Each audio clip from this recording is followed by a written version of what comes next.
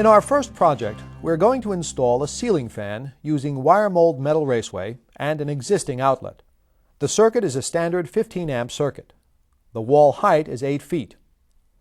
First, shut off the circuit at the breaker to shut off the power to the existing power outlet. Double check the existing outlet to make sure the power is off. We will now plan the project.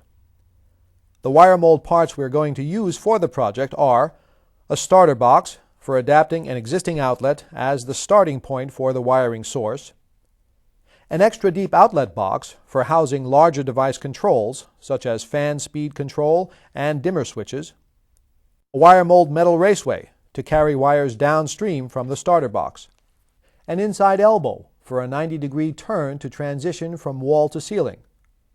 For our fan project, we need a fan box. Use Wiremold V5738AF for ivory and BW4F for white. Though not required for this project, a complete range of fittings and elbows are available. Last, we have mounting hardware for the raceway, including clips, straps, couplings, and bushings. These items are sold individually or are available in a convenient accessory pack. Of course, you'll need the right wire for the job. The tools you will need for this project are fine-tooth hacksaw, metal file, Phillips and slotted screwdriver, wire stripper, wire snips, wire nuts, rubber mallet, level and chalk line, a tape measure, and a stepladder. You will also need a supply of number 8 flathead screws, a number 10 ground screw for each transition point, in this case the starter box, and number 6-32 machine screws for attaching the starter box base to the existing box in the wall. Today we'll be using the clips. The clips are for level wall surfaces, and the straps are for slightly uneven surfaces, such as brick or cinder block. For this ceiling fan installation, the ceiling fan must hang directly from a ceiling joist or a UL-approved fan box previously mounted within the ceiling. Our first step is to locate the ceiling joist. In this case, the joist is in line with the wall switch, so the raceway installation will be a straight run up to the ceiling fan without extra fittings. Snap a chalk line to indicate where the raceway will be positioned along the wall and ceiling. Mark the support clip locations with a pencil, and then screw the support clips into place along the chalk line. If you cannot fasten clips to studs, use hollow wall anchors for securing clips. For longer runs, use support clips at 2.5-foot intervals. The installation of the starter box base is the first step in the process. Again, make sure the power is off. The starter box will house the existing wiring and feed downstream wiring, which in this case is 14 gauge. Whether the ceiling fan has a light or an attenuator will determine the wiring configuration. Each ceiling fan is different, so consult the directions from the manufacturer for the proper wiring schematic, or consult a professional electrician. The starter box typically goes over an existing in-wall outlet box containing a duplex receptacle. Remove the faceplate and the 2 receptacle mounting screws. Pull the existing receptacle and wires through the opening in the back of the base plate. Then secure the base plate to the existing box with 2 number 6-32 mounting screws. These wires will be connected later to the new wires of the surface-mounted system. Install a number 10 ground screw into the threaded dimple on the starter box base. Next, break out the starter box twist-outs. Note that twist-outs are scored for use with either standard ivory or high-capacity white series. Make sure the knockout matches the raceway profile used in the project. Next, locate the position of the switch box. Typically, the top of the switch box is located 48 inches above the finished floor. Mark the top and bottom of the box.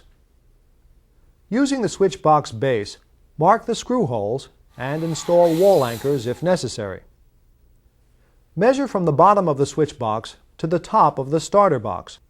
Add 3/8 of an inch to each end to get the right length of raceway. This extra 3/8 inch at each end enables the raceway to slide over the tongue at the box or fitting. Cut the raceway to length. Carefully deburr the cut and insert bushings into each cut end. Then slide the cut raceway onto the starter box tongue. Before mounting the Raceway, slide the base of the switch box onto the end of the Raceway. Now mount the assembly in line on the wall. Use the mallet or the back of your hand to tap the Raceway into the support clip. Then screw the switch box base to the wall. In similar fashion, temporarily position the inside elbow in order to get the right Raceway measurement. Be sure to add 3/8 of an inch to each end, or a total of 3/4 of an inch, to slide the Raceway over each tongue. Cut and deburr the Raceway and install the bushing into the cut end. Slide the elbow onto the cut Raceway. Then slide the opposite end over the tongue on the base of the switch box. Tap the Raceway into the clip. Then fasten the elbow base to the wall and ceiling at the inside corner. While holding the fan box in position, mark its location and measure the length between it and the pencil mark at the inside elbow. Add 3/8 of an inch to each end. Cut, deburr the Raceway, and insert bushings at the cut ends. Slide the Raceway onto the elbow tongue. Then softly tap the Raceway onto the support clip. This will hold the Raceway in place along the ceiling as you install the fan box.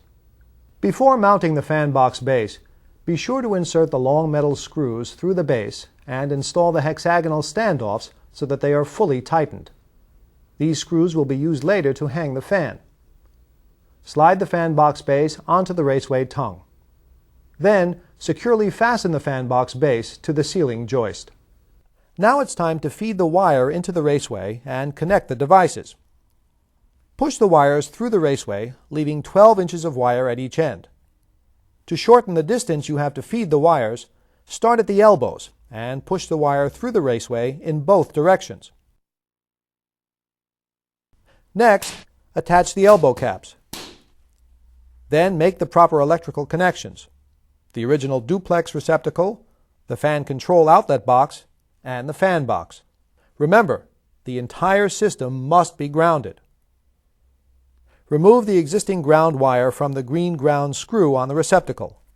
Then cut 2 6-inch lengths of new ground wire and create a pigtail with those 2 wires, the old ground wire and the wire leading through the Raceway up to the switch with a proper sized wire nut. Connect the remaining ground pigtails, one to the ground screw on the receptacle and the other to the ground screw on the starter box base. Attach the new black and white wires to the screw terminals next to the existing black and white wires. White next to white, black next to black. Secure the box covers to their bases. Attach the faceplates with the screws provided. Wiremold metal Raceway is available in ivory or white, and it is paintable to match any decor.